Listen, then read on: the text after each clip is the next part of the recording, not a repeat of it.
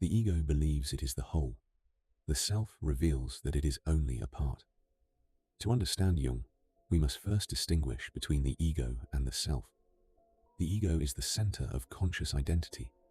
It is the personality we recognize, the history we remember, the values we consciously affirm, and the image we present to the world. But for Jung, the ego is only one part of the psyche.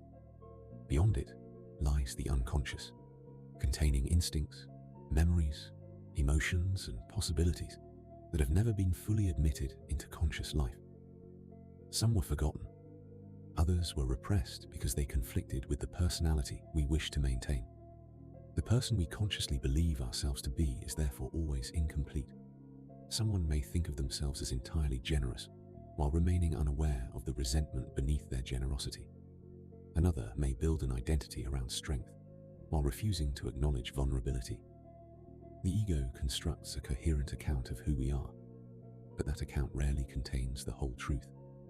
This is why an identity, built exclusively around status, can collapse when status is lost. If a person has come to believe that they are their career, reputation, or social position, then failure does not merely remove something they possess. It threatens the entire structure through which they understand themselves. Jung believed psychological development requires us to move beyond this narrow identification with the ego. This movement is what he called individuation.